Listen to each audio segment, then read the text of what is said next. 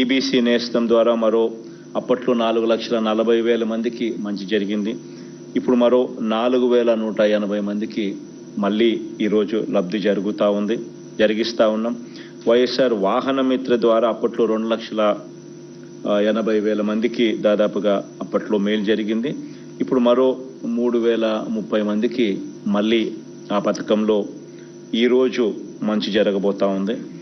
Similarly మత్స్యకార భరోసా ద్వారా అప్పట్లో 1,20,000 మందికి మంచి జరిగితే ఈరోజు మత్స్యకార భరోసా వల్ల మరో 2,000 మందికి అప్పట్లో పొరపాటున ఎవరైతే మిస్ అవుట్ అయిపోయినారో వాళ్ళకు మళ్ళా తిరిగి మంచి జరిగిస్తూ ఈరోజు మరో 2,000 మందికి ఈరోజు మళ్ళా మేలు జరుగుతూ ఉంది. కళ్యాణ మస్తు షాదీ తోఫా ద్వారా అప్పట్లో 30,000 మందికి 29,934 మందికి అప్పట్లో మంచి జరిగితే ఇప్పుడు మళ్ళా 1,912 మందికి దాంట్లో రకరకాల కారణాల వల్ల అప్పట్లో మిగిలిపోయిన వాళ్లకు మళ్ళీ ఈరోజు మంచి జరిగిస్తూ ఉన్నాం.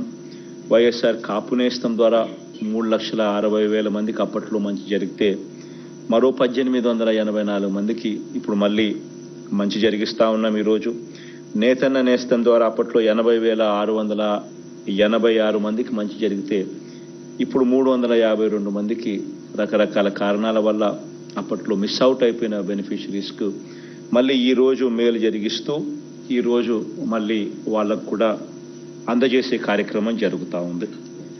ఈ రకంగా వీళ్ళే కాకుండా కొత్తగా మరో 1,17,161 మందికి పెన్షన్లు మంజూరు చేసే కార్యక్రమం. ఇది కూడా 6 నెలలకు ఒకసారి మళ్ళీ వాళ్ళందరికీ కూడా ఎవరైనా కూడా మిగిలిపోయి ఉన్న పరిస్థితుల్లో ఎవరైనా కూడా ఉన్న పరిస్థితుల్లో ఎవరైనా కొత్త వాళ్ళు కానీ ఎవరైనా కానీ ఉన్న వాళ్ళు ఎవరైనా కూడా అప్లికేషన్ చేసుకున్న పిమ్మట దానిని వెరిఫై చేసి వెరిఫికేషన్ ప్రాసెస్ కంప్లీట్ చేసి వాళ్ళకు మంజూరు చేయడం. ఆ మంజూరు చేసిన వాళ్ళకు ప్రతి 6 నెలలకు ఒకసారి డిస్ట్రిబ్యూషన్ వాళ్ళకు స్టార్ట్ చేసే విధంగా వాళ్ళకు కార్డులు ఇచ్చి మొదలుపెట్టే కార్యక్రమంలో భాగంగా 1,17,161 మందికి కొత్తగా పెన్షన్ల జాబితాలోకి యాడ్ చేస్తూ ఉన్నాం ఈ రోజు నుంచి. అదే మాదిరిగానే మరో 1,11,321 మందికి కొత్త బియ్యం కార్డులను కూడా ఈ రోజు ఈ నెల నుంచే వాళ్ళకు కూడా ఇవ్వడం జరుగుతూ ఉంది.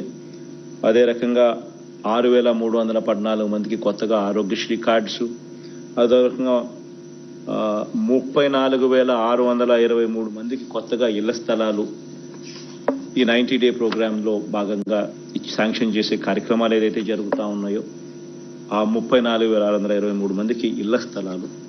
ఇవన్నీ కూడా పథకం ఏదైనా ఉన్నా కూడా ప్రతి 6 నెలలకు ఒకసారి ఏ ఒక్కరూ కూడా మిస్ కాకూడదు, ఏ పేదవాడు ఇబ్బంది పడే పరిస్థితి రాకూడదు అని సాచ్యురేషన్ పద్ధతిలో ఎక్కడా కూడా వివక్ష అనేది దానికి తావివ్వకుండా, ఎక్కడా కూడా లంచం అనే పదానికి తావివ్వకుండా ప్రతి 6 నెలలకు ఒకసారి ఈ కార్యక్రమం జరిపిస్తూ పథకం అయిపోయిన తర్వాత మళ్ళీ 1 నెల పాటు టైం ఇస్తూ ఆ టైంలో వాళ్ళు అప్లికేషన్ పెట్టుకునే వెసులుబాటు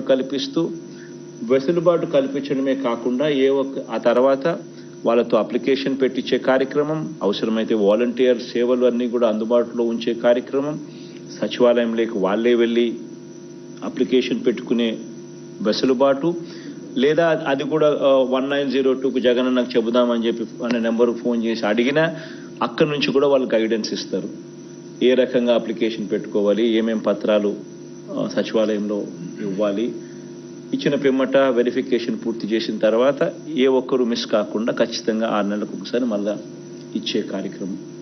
ఇవన్నీ కూడా గవర్నమెంట్లో ఒక జవాబుదారీతనం, గవర్నమెంట్లో ఒక ట్రాన్స్పరెన్సీ, గవర్నమెంట్లో ఏ ఒక్కరు కూడా మిస్ కాకూడదు అన్న భావన, తాపత్రయంతో గవర్నమెంట్ అడుగులు ముందుకు వేస్తూ ఉంది అని చెప్పే